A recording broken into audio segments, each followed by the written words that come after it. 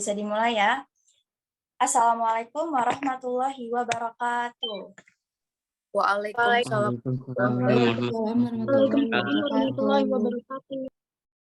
Selamat pagi, salam sejahtera untuk kita semua. Tabiun. Iya, Bu.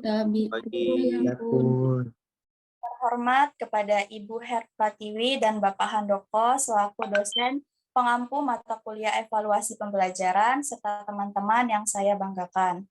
Pertama-tama marilah kita panjatkan puji syukur kehadiran Allah Subhanahu wa taala karena telah memberikan rahmat sehingga kita dapat berkumpul di ruang virtual ini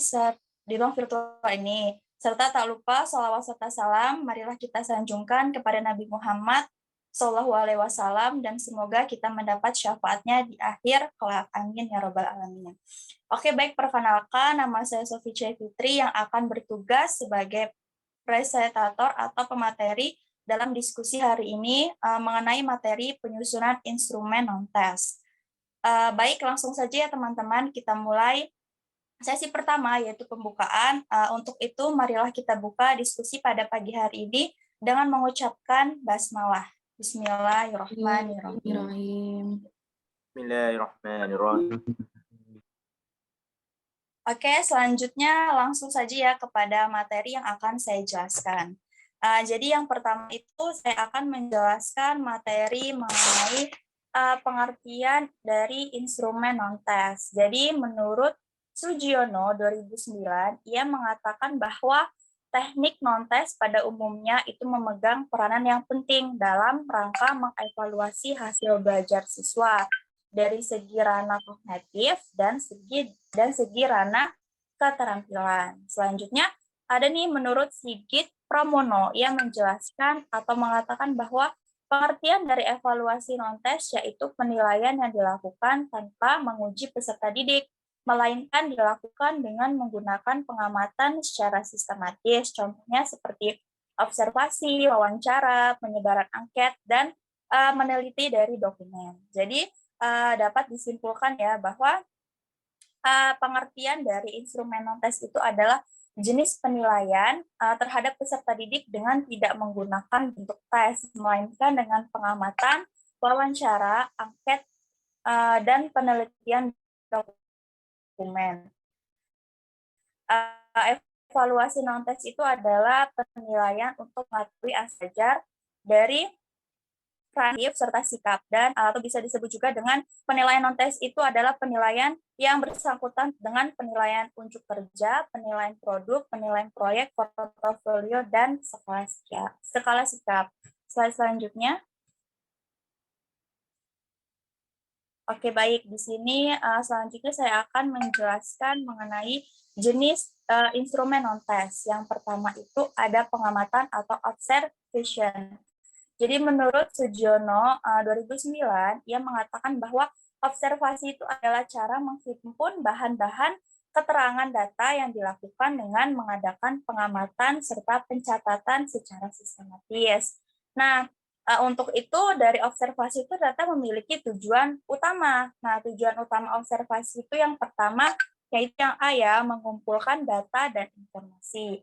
Jadi maksudnya itu adalah mengumpulkan data dan informasi yang mengenai suatu fenomena, baik itu berupa peristiwa yang berupa tindakan dalam situasi yang sesungguhnya ataupun dalam sebuah tindakan yang situasinya itu adalah buatan. Nah, selanjutnya yaitu mengukur perilaku kelas, itu baik dari pendidik maupun peserta didik ya. Jadi interaksi antara peserta didik dan pendidik itu serta adanya faktor-faktor yang dapat diamati lainnya, terutama kecakapan sosial. Nah, selanjutnya yaitu ada menilai tingkah laku individu atau proses yang terjadi dalam situasi sebenarnya maupun situasi yang sengaja dibuat. Nah, selanjutnya kita bisa melihat ya, dalam kerangka kerjanya observasi itu dapat dibedakan menjadi dua jenis, yaitu observasi berstruktur dan observasi tidak berstruktur. Jadi yang dimaksud dengan observasi berstruktur itu adalah semua kegiatan pendidik sebagai observer yang telah ditetapkan terlebih dahulu berdasarkan kerangka kerja yang berisi faktor yang telah diatur. Nah, kalau untuk observasi tidak berstruktur, yaitu adalah semua kegiatan pendidik sebagai observer yang tidak dibatasi oleh sebuah kerangka kerja. Selanjutnya yaitu ada kelebihan dan kekurangan dari observasi menurut Arifin 2009. Nah, ia menyebutkan bahwa kelebihannya itu adalah observasi merupakan alat untuk mengamati berbagai macam fenomena. Nah, observasi ini sangat cocok untuk mengamati perilaku peserta didik maupun pendidik yang sedang melakukan suatu kegiatan mengajar dalam pembelajaran. Banyak hal yang tidak dapat diukur dengan tes, tetapi lebih tepat dengan observasi, tidak terkait dengan laporan pribadi. Nah, selanjutnya ada kekurangan. Nah, kekurangan dari observasi atau pengamatan ini adalah seringkali pelaksanaan observasi terganggu oleh keadaan cuaca. Bahkan ada kesan yang kurang menyenangkan dalam observer maupun observasi itu sendiri. Biasanya masalah pribadi yang sulit diamati. Jika yang diamati maka observer juga sering menjadi jenuh. Slide selanjutnya. Nah, yang selanjutnya yaitu dari jenis non-tes yang selanjutnya adalah wawancara atau interview. Jadi, menurut Sugiono 2009, ia mengatakan bahwa wawancara adalah cara menghimpun bahan-bahan keterangan yang dilaksanakan dengan melakukan tanya jawab lisan secara sepihak, secara bertatap muka, atau dengan arah tujuan yang telah ditentukan. Nah, dalam wawancara atau interview itu,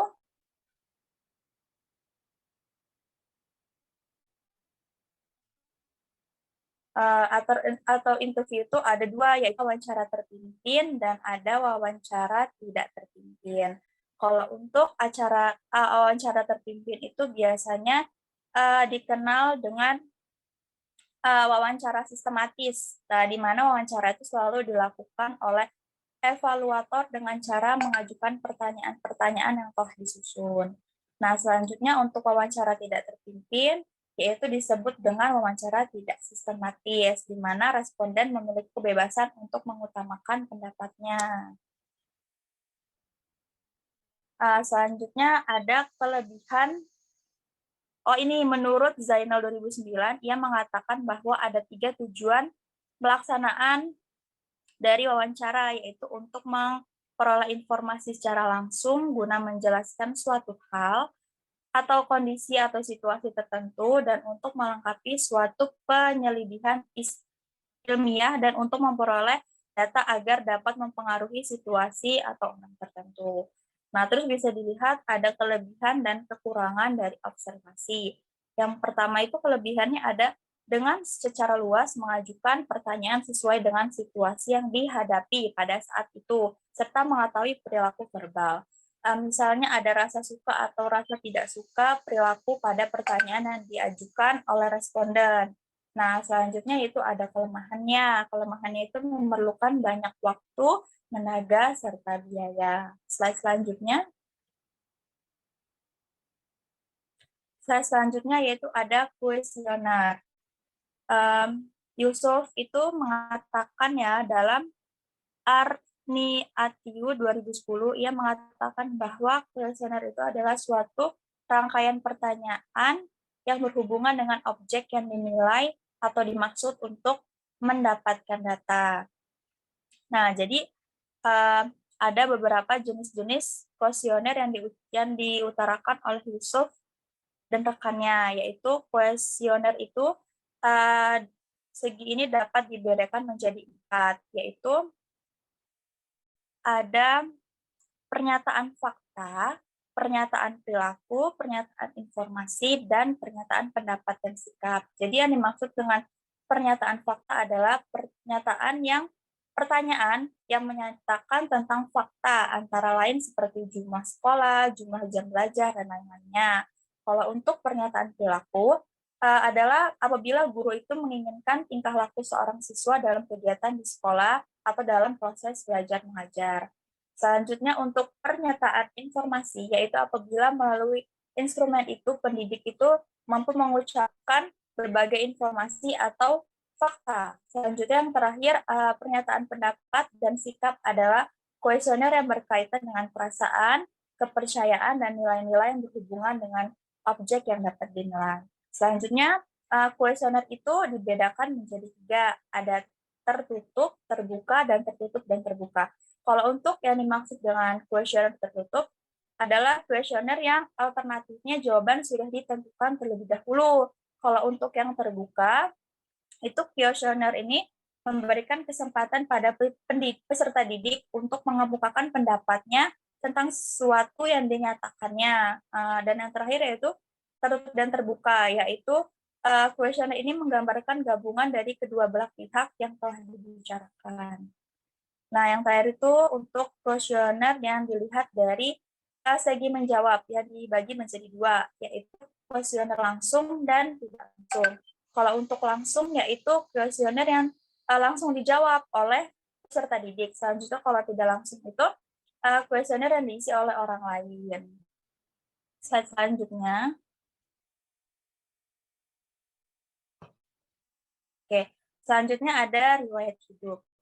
Jadi, riwayat hidup ini merupakan subjek evaluasi yang akan menarik suatu kesimpulan tentang kepribadian, kebiasaan, sikap dari objek yang dinilai. Evaluasi cara ini mengenai kemajuan, perkembangan, atau keberhasilan peserta didik tanpa menguji, atau yang disebut dengan teknik non-tes. Juga dapat dilengkapi atau diperkaya dengan cara melakukan pemeriksaan terhadap dokumen-dokumen. Selain itu juga, dokumen yang memuat informasi tentang orang tua peserta didik, dokumen yang memuat tentang orang tua peserta didik tentang lingkungan non-sosial seperti kondisi bangunan rumah, ruang sekolah, lampu, dan sebagainya. Selanjutnya. Nah, selanjutnya itu tentang studi kasus. Studi kasus itu adalah yang mempelajari individu dalam proses tertentu secara terus-menerus untuk melihat perkembangannya, yaitu menurut Lejeranah 2000. Contohnya misalkan peserta didik yang cerdas, itu sangat lambat, sangat rajin, sangat nakal, dan kesulitan dalam belajar. Untuk itu, pendidik memiliki 3 kepercayaan inti dalam studi ini, yaitu yang pertama, mengapa kasus tersebut bisa terjadi, yang kedua, apa yang bisa dilakukan oleh seseorang dalam kasus tersebut, dan yang terakhir, bagaimana pengaruh tingkah laku seseorang terhadap lingkungan.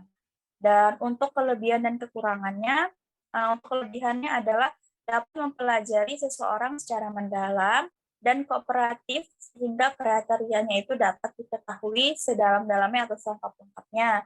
Sedangkan untuk kekurangannya adalah hasil studi kasus tidak dapat digeneralisasikan. Slide selanjutnya. Oke, selanjutnya yaitu mengenai tentang tujuan instrumen non-tes. Jadi, tujuan pengembangan instrumen non-tes ini sangat tergantung pada data yang akan dihimpun. Tujuannya, instrumen ranah kognitif ini dibedakan menjadi 5, yaitu instrumen sikap, minat, konsep diri, nilai, dan moral. Ada 4 hal yang perlu diperhatikan ketika menyusun spesifikasi instrumen, yaitu tujuan pengukuran, kisi-kisi instrumen, bentuk dan format instrumen, dan panjang instrumen, serta instrumen minat yang bertujuan untuk memperoleh informasi tentang minat siswa terhadap mata pelajaran. Nah, instrumen konsep diri bertujuan untuk mengetahui kesulitan dan kelemahan diri sendiri. Slide selanjutnya.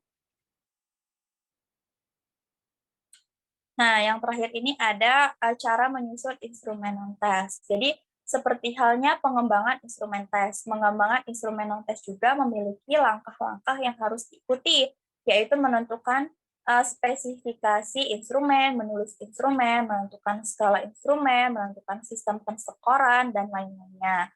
Nah, untuk itu saya akan menjelaskan lebih lengkap mengenai apa saja sih yang dimaksud dengan langkah-langkah atau penyusunan instrumen non-tes. Jadi yang pertama itu ada spesifikasi instrumen. Jadi spesifikasi instrumen ini terdiri atas tujuan dan kisi-kisi instrumen. Instrumen non-tes ini mencakup efektif dari psikomotorik. Setelah tujuan pengukuran efektif ditentukan, maka kegiatan berikutnya adalah menyusun kisi-kisi instrumen. Kisi-kisi ini juga disebut dengan blueprint. Kisi-kisi berupa tabel matriks yang berisi spesifikasi instrumen yang akan ditulis. Nah, selanjutnya yaitu ada menulis instrumen. Jadi, instrumen ini disusun berdasarkan kisi-kisi yang telah dibuat. Instrumen ini dapat berupa pertanyaan atau pernyataan.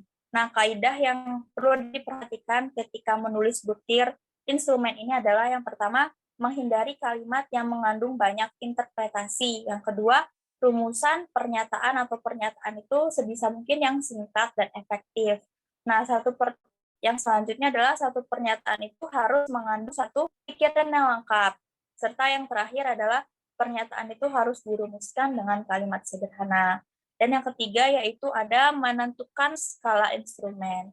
Jadi untuk menentukan skala instrumen ada langkah-langkahnya. Yang pertama itu menyusun objek sikap yang akan dikembangkan skalanya. Selanjutnya menyusun kisi-kisi instrumen. Yang ketiga yaitu menyusun butir pertanyaan. Dan yang terakhir melengkapi butir pertanyaan dengan skala sikap. Yang keempat itu adalah sistem penskoran. Jadi sistem penskoran ini digunakan tergantung pada skala yang akan digunakan. Misalkan apabila skala Thurston, maka skor tertinggi tiap butir adalah 7 dan yang terendah adalah 1.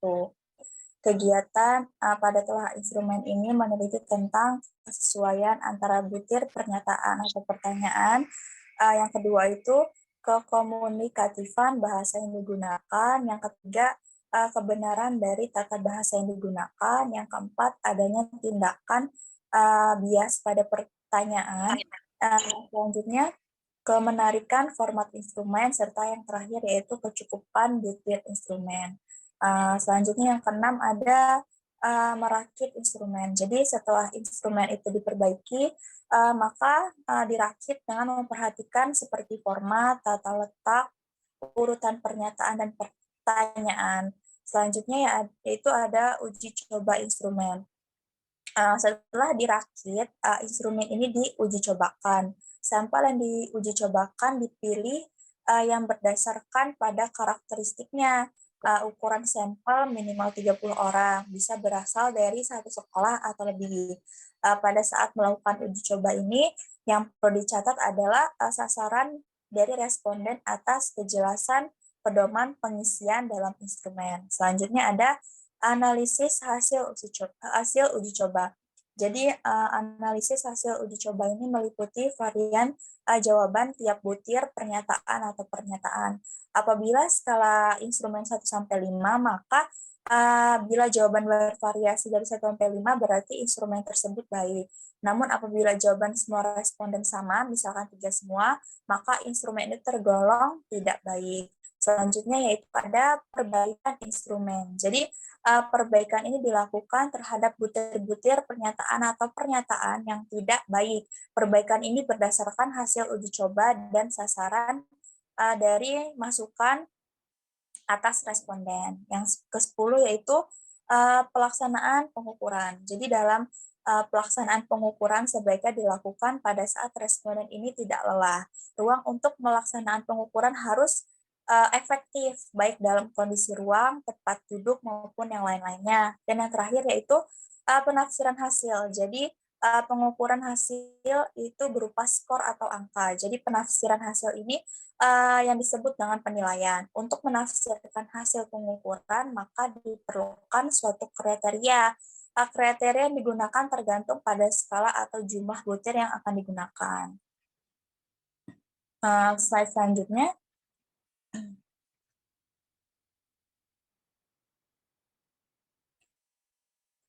Oke, baik. Selanjutnya kita ke kesimpulan. Jadi, kesimpulan pada materi ini adalah instrumen evaluasi non-tes adalah jenis penilaian terhadap peserta didik dengan tidak menggunakan bentuk tes, melainkan dengan bentuk pengamatan, wawancara, angket, dan peneliti dari dokumen-dokumen.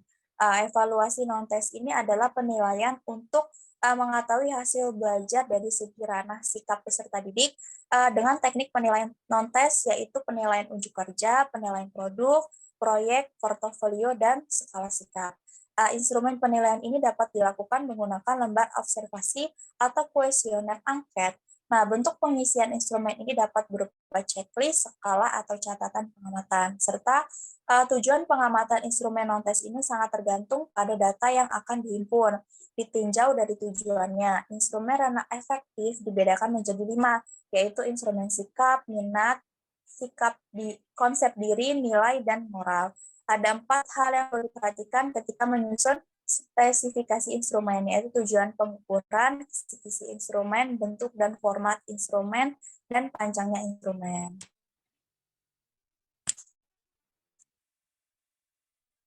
Oke.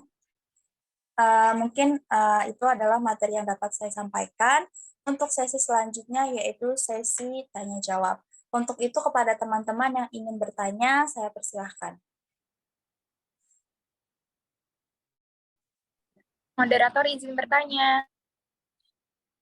Oke, baik. Dipersilahkan, Wahyu.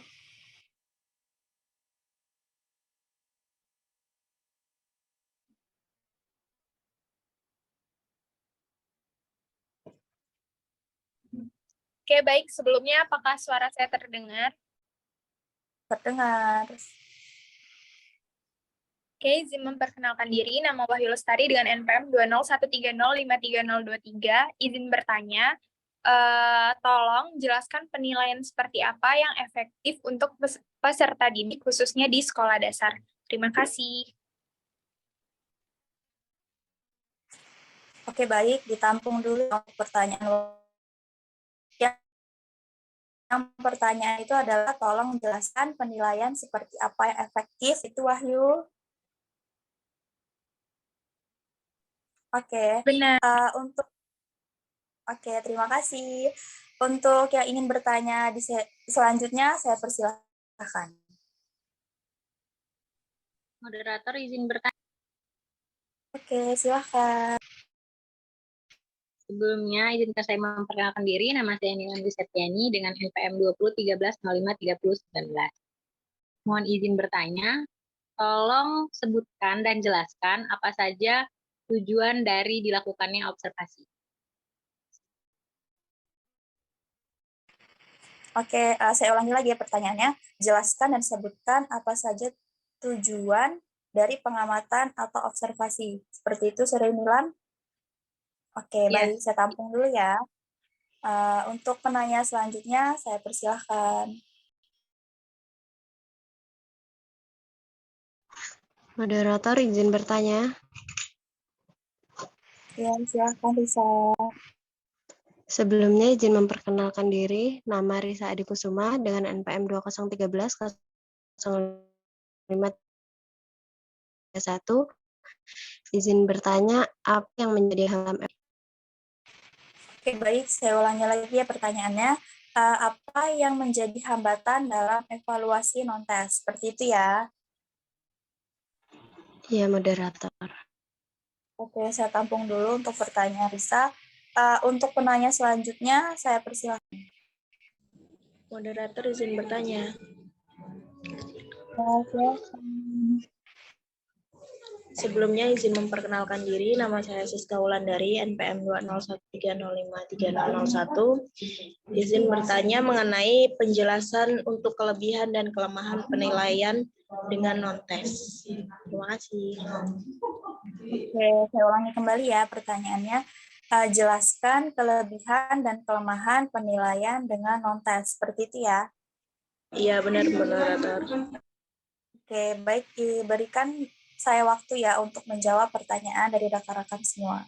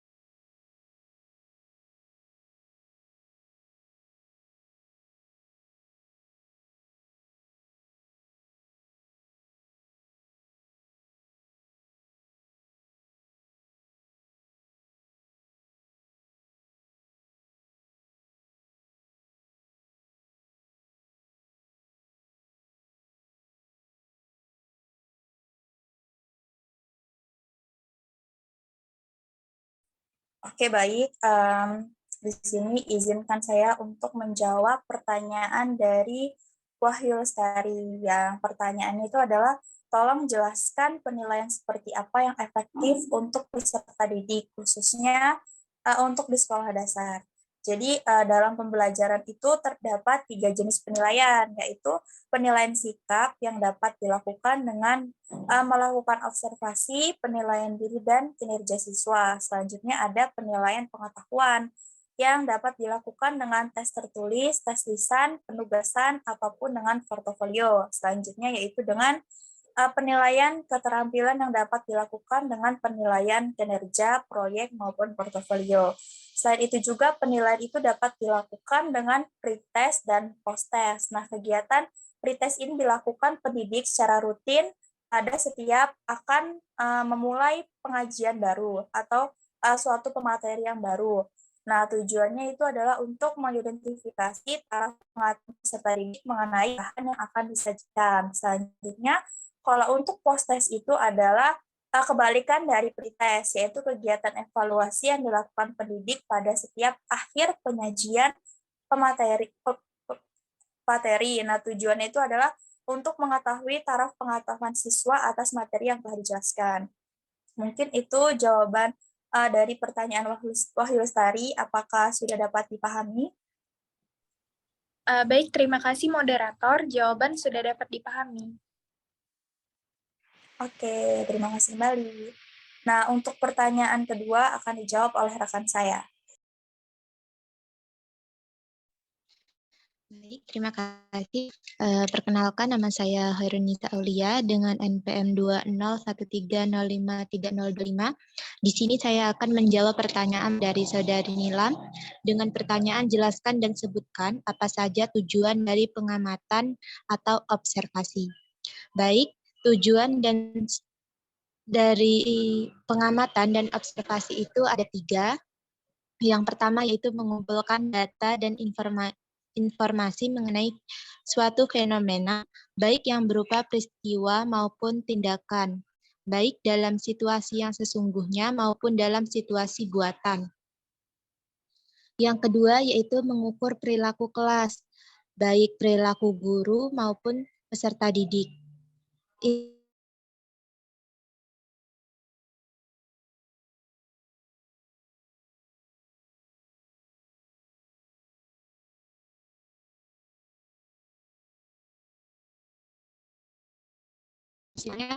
Maupun yang sengaja dibuat.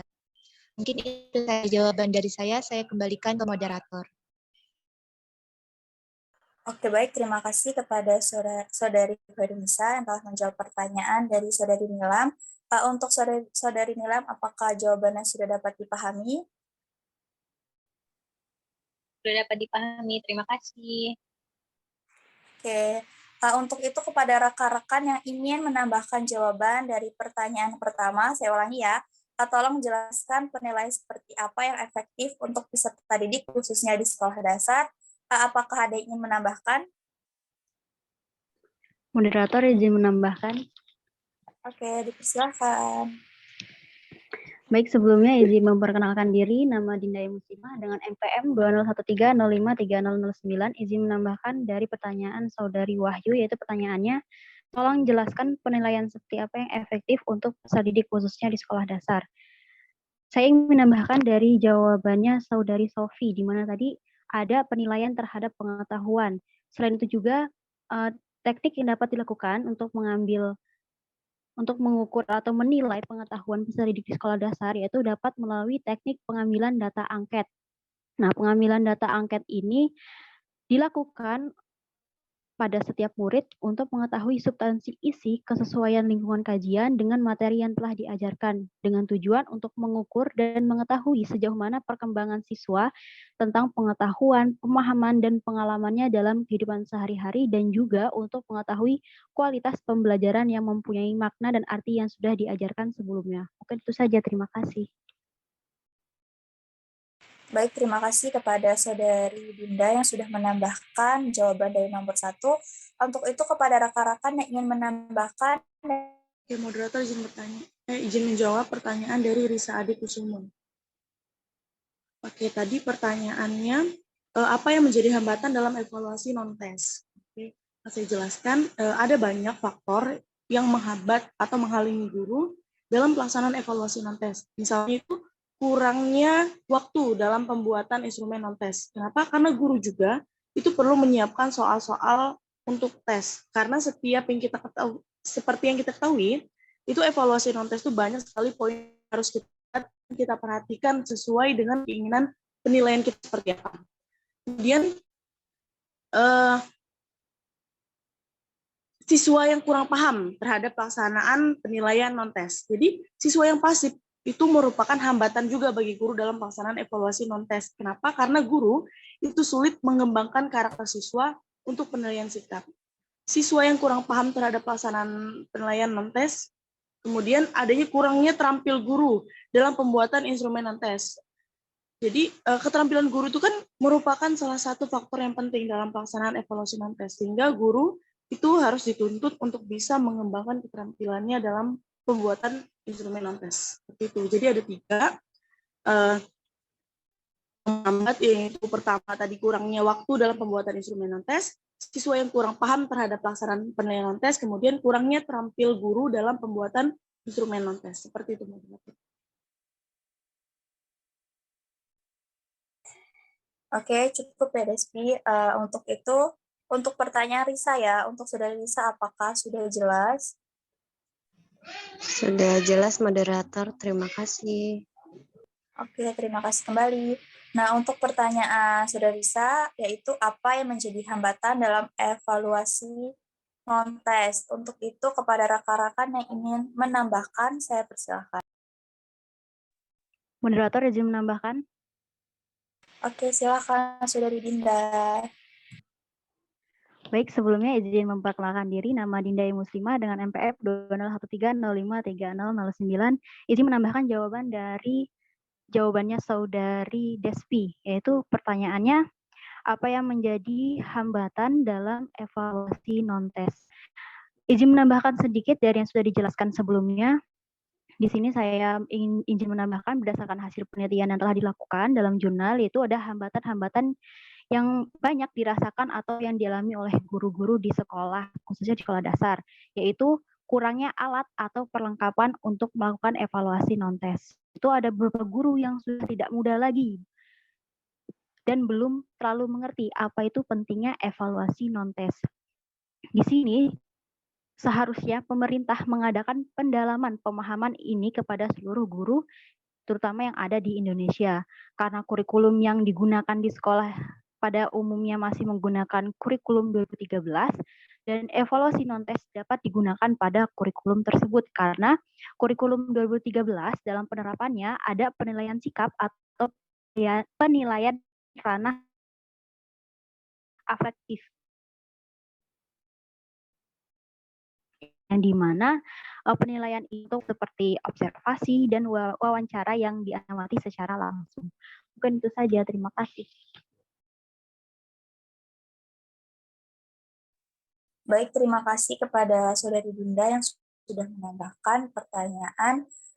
Untuk itu kepada rekan saya ingin menjawab pertanyaan nomor 4, yaitu jelaskan kelebihan dan kelemahan penilaian dengan non-tes. Saya persilahkan.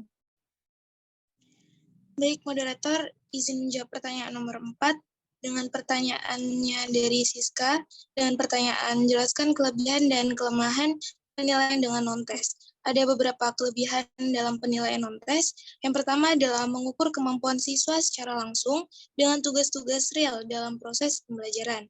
Dan yang kedua, penilaian autentik yang menilai keterampilan dan pemahaman dengan menilai secara langsung performa si peserta didik dengan setting yang alami. Dan yang ketiga, dengan menggunakan non-tes, seorang pendidik dapat menilai peserta didik secara komprehensif, bukan hanya dari aspek kognitif saja, tetapi juga dapat melalui afektif dan psikomotornya. Dan selain itu, ada kelemahannya, yaitu penggunaan non-tes ini untuk menilai hasil dan proses belajar masih sangat terbatas jika dibandingkan dengan penggunaan alat melalui tes dalam menilai hasil dan proses belajar. Mungkin cukup sekian, moderator. Oke, baik. Terima kasih kepada Saudari Elok yang sudah menjawab. Untuk Saudari Siska, apakah jawaban dari Saudari Elok sudah jelas? Cukup jelas, moderator. Terima kasih. Baik, terima kasih kembali. Untuk rekan-rekan yang ingin menambahkan jawaban dari Saudari Elok dengan pertanyaan, jelaskan kelebihan dan kelemahan penilaian dengan non-tes. Yang ingin menambahkan, saya persilahkan.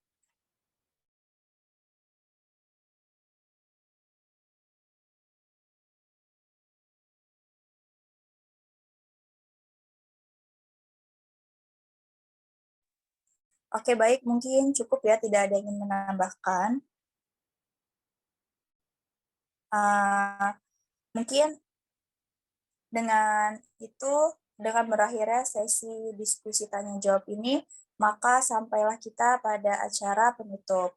Marilah kita tutup presentasi kali ini dengan mengucapkan lafal hamdalah. Alhamdulillahirrabbilalamin.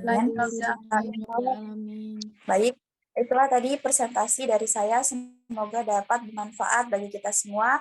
Bila ada salah, saya mohon maaf, dan kepada Allah saya mohon ampun. Akhirul kalam, wassalamualaikum warahmatullahi wabarakatuh. Waalaikumsalam. Waalaikumsalam warahmatullahi wabarakatuh. Terima kasih.